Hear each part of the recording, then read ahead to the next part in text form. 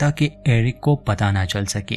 इन्हें सुबह तक अपने अपने घर पहुंचना था, इसलिए ये दोनों कार में बैठ जाते हैं और अपना सफर शुरू करते हैं। कुछ आगे जाने पर पता चलता है कि जॉन की कार में फ्यूल खत्म होने को है। उसे इस बात से हैरानी होती है कि उसने कल ही टैंक फुल करवाया था, मगर एलिस उसका मजाक उड़ाती है। रास्ते में ही एक गैस स्टेशन आने वाला था, तो ये लोग वहां रुकने का सोचते हैं। फ्यूल इतना था कि ये वहां तक पहुंच जाते हैं। जॉन फ्यूल भरने लगा और एलिस स्टोर रूम में चली जाती है ताकि खुद के लिए कॉफी ले सके। जॉन का ध्यान सामने लगे एक बड़े से बिलबोर्ड पर जाता है जिस पर लिखा था गॉड इज नोवेयर। हम ऑडियंस को ये भी दिखाया जाता है कि गाड़ी से फ्यूल लीक हो रहा है, यानी कि यही वजह थी कि कार का फ्यूल खत्म हो गया। फ्यूल भरने के बाद जॉन कार में बैठ जाता है, म्यूजिक लगाता है और एलिस का इंतजार करता है। एलिस कॉफी लेती है मगर स्टोर में कोई था नहीं। उसे थोड़ा अजीब लगता है, इसलिए वो पैसे वही काउंटर पर रख देती है।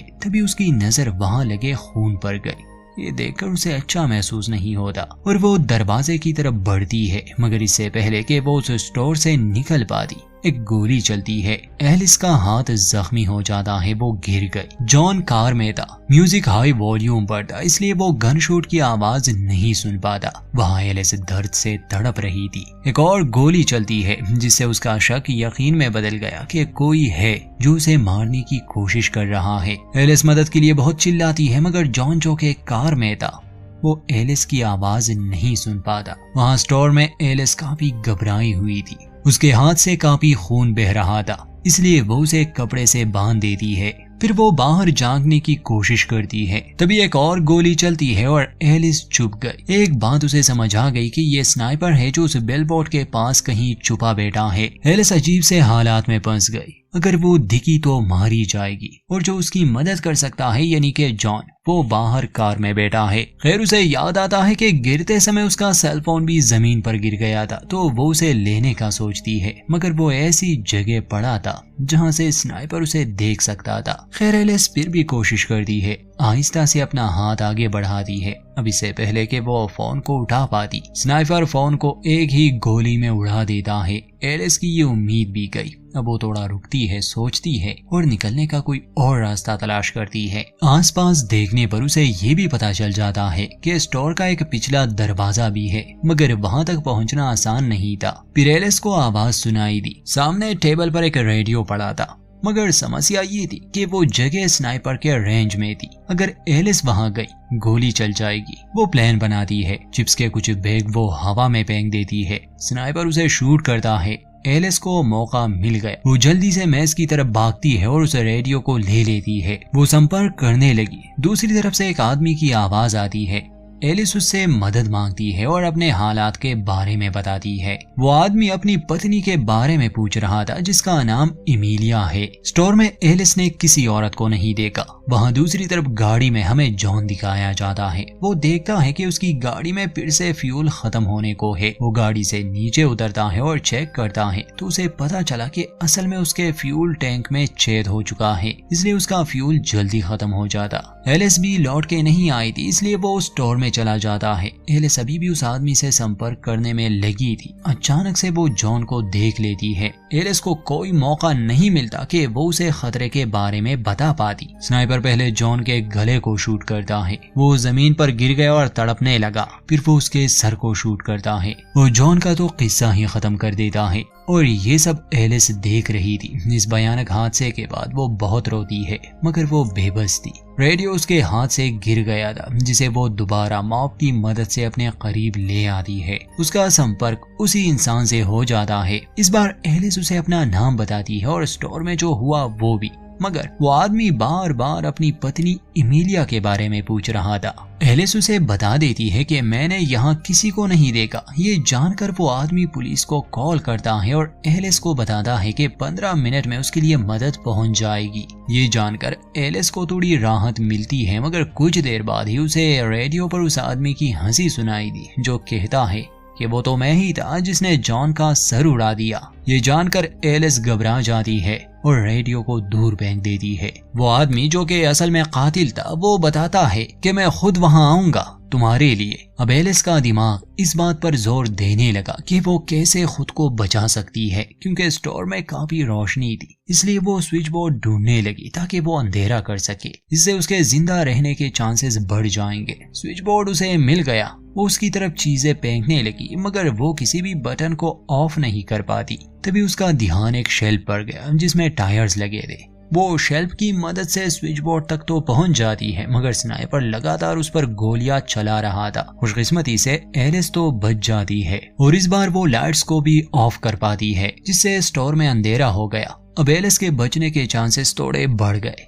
वो उसी रेडियो को दोबारा लेती है और किसी और से संपर्क करने की कोशिश करती है, मगर रेडियो की फ्रीक्वेंसी सिर्फ उसी कातिल से जुड़ी थी। वो कहता है कि यहाँ मेरे और मेरी पत्नी एमेलिया के अलावा कोई भी नहीं है। तभी एलिस को कोने में पड़ी एक औरत की लाश नजर आई जो असल में एमेलिया थी। उसे पहले ही स्नाइपर ने मार डाला था। वो कहता है कि मैंने अपनी पत्नी को मार डाला क्योंकि वो मुझे धोखा दे रही थी। ये जानकर एलिस और भी डर जाती है क्योंकि खुद एलिस भी अपने पति को धोखा दे रही थी। अब एलिस को ये लगने लगा कि शायद ये कातिल इसीलिए उसके पीछे है क्योंकि वो भी एक धोखेबाज औरत है। क्या पता इसे उसके पति ने ही हायर किया हो, या ये भी हो सकता है कि एलिस गलत समय पर गलत जगह है। ये तो एलिस के लिए एक राज ही रहेगा। कुछ देर बाद एलिस देखती है कि गैस स्टेशन में एक कार आई। एक आदमी गाड़ी से उतरता है और स्टोर के अंदर आता है। इस आदमी का नाम डग था और असल में ये एमेलिया का दोस्त था। वो उसे लेने आया था, मगर वो उसे नहीं दिखी। एलिस उस आदमी यानी डग को देख लेती है तो उसे छुपने का कहती है। बताती है कि एक स्नाइपर छुपा है जो हमें मारने की कोशिश कर रहा है। वो आदमी जल्दी से एक जगह छुप जाता है। डग बताता है कि वो एमेलिया को लेने आया है, मगर एलिस उसे बताती है कि एमेलिया को उसके पति ने मार डाला है। ये जानकर डग को बहुत हैरानी हुई। वो बताता है कि एमेलिया की तो शादी ही नहीं हुई। वो जल्दी से काउंटर के पीछे आ जाता है। थोड़ा समय गुजरता है तो एलिस को उस पर शक होने लगा क्योंकि जब से डग स्टोर के अंदर आया है कोई हलचल नहीं हुई। एक हथौड़ा हाथ में लिए अब एलिस उससे सवाल पूछने लगी, मगर डग बताता है कि वो कोई संकी कातिल नहीं है। वो एमेलिया को लेने आया था क्योंकि दोनों नाइट शिफ्ट के लिए ग्रेवयार्ड में जाने वाले थे। जब एलिस उसे कहती है कि तुम मदद के लिए कॉल करो तो डग बताता है कि वो अपना सेल फोन कार में ही भूल गया है। डग उसे यकीन दिलाने की तो बहुत कोशिश करता है कि वो कातिल नहीं है, मगर एलिस अब काफी उलझन में थी। उसे समझ नहीं आ रही थी कि वो किस पर यकीन करे और किस पर नहीं। काफी समय से रेडियो पर एलिस का उस कातिल से भी कोई संपर्क नहीं हुआ था, तो हो सकता है डग ही वो कातिल हो। एलिस उसे कहती है कि तुम ऐसा करो, अपनी कार में जाओ और अपने फोन से पुलिस को कॉल करो। ये भी साबित हो जाएगा कि तुम कातिल हो या नहीं। मगर डग भी उल्लू का पट्टा था क्योंकि अगर वो कातिल नहीं है और वो बाहर जाएगा तो बेशक मारा जाएगा। डग मजबूर हो जाता है अपना सेलफोन लेने। जैसे ही वो बाहर गया गोलियां चलने लगी। उसका फोन भी गोली से उड़ा दिया जाता है और बाद में उसे भी। अब डग भी मर गया। एलिस को बहुत बुरा लगता है कि असल में डग जो कह रहा था वो सच था और अब वो मारा गया है। एलिस चाहती तो उसे अपने साथ रख सकती थी, उसे बचा सकती थी, बल्कि सच तो ये था कि अपने मतलब के लिए एलिस ने उसे मरवा दिया और अब उसके बचने के चांसेस भी गए। थोड़ी देर बाद रेडियो पर स्नाइपर संपर्क करता है और कहता है कि तुम एक कातिल हो, तुमने उस बेचारे को मरने दिया, तुम जानती थी वो मारा जाएगा। वो आगे बताता है कि मैं तुम्हारे बारे में बहुत कुछ जानता हूँ, मैं उस कन्वेंशन में आया था, तुम लोगों को ऐसे मेडिसिन भेज रही हो जो असल में इंसान के लिए मौत का सबब बनता है। एलिस समझाती है कि मैं बस एक कंपनी के लिए काम करती हूँ जो मेडिसिन बनाती है, जिस पर स्नाइपर गुस्से में कहता है कि तुम ही तो उसे बेचने का काम करती हो, तुम एक मतलबी औरत हो। वो ये भी बताता है कि मैं तुम्हारी कंपनी के बारे में सब जानता हूँ, तुमने ऊंचा ओहदा पाने के लिए एक गरीब एम्प्लॉय पर यह आरोप लगाया कि उसने तुम्हारे साथ ज्यादती करने की कोशिश की। उस बेचारे को नौकरी से निकाल दिया गया। वो काम करता था, पैसे कमाता था ताकि वो अपनी बीमार बेटी का इलाज कर सके। तुम्हें तो लोगों का प्यार मिला, मगर उसने अपनी बेटी को खो दिया। एलिस इस सबसे इनकार कर रही थी। एलिस आसपास देखती है, वहाँ बहुत सी छतरियां पड़ी थी। अब वो सोचने लगी कि आखिर ये आदमी कौन हो सकता है।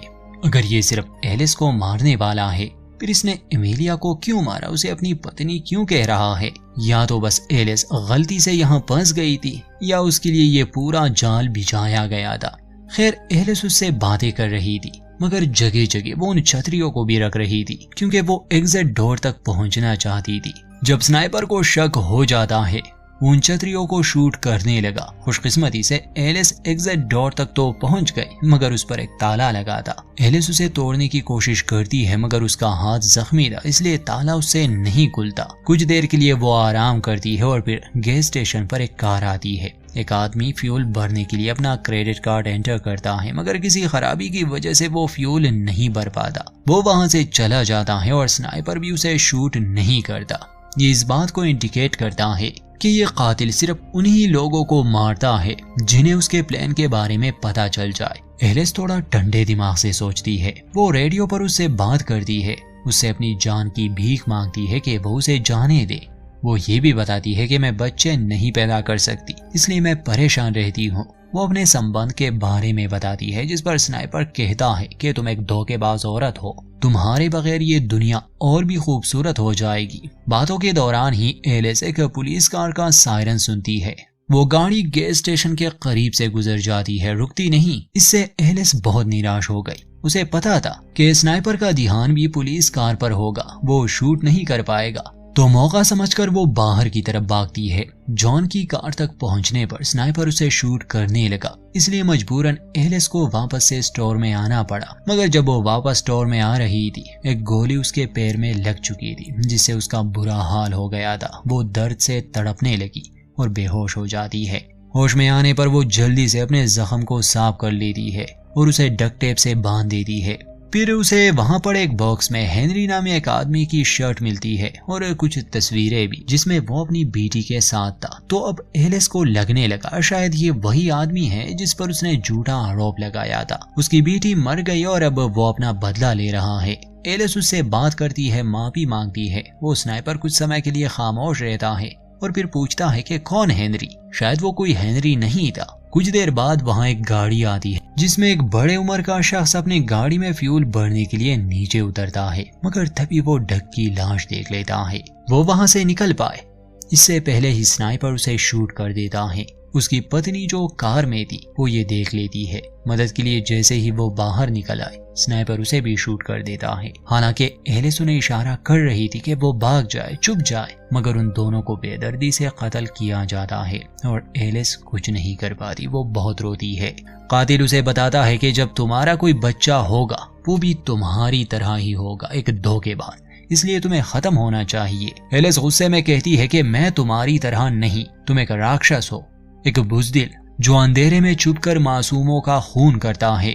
वो बाहर आती है और उस पर चिल्लाती है, मगर ठीक उसी समय एलिस का ध्यान उस गाड़ी पर गया जिसमें वो ओल्ड कपल था। उस गाड़ी में एक छोटी बच्ची थी। इस छोटी बच्ची का नाम सैंडी था। अभी अभी इसने अपने ग्रैंड पेरेंट्स की मौत देखी। वो बहुत घबराई हुई थी। एलिस उस बच्ची को इशारा करती है कि वो कार में ही रहे। फिर वो उस कातिल से बात करती है, उससे विनती करती है कि वो बच्ची को ना मारे, जिस पर वो कातिल जवाब देता है कि अगर मैं ऐसा करना चाहता तो पहले ही कर चुका होता। वो एलिस से पूछता है कि क्या वो उस बच्ची के बदले अपने जान देने के लिए तैयार है, तो एलिस जवाब देती है कि हाँ।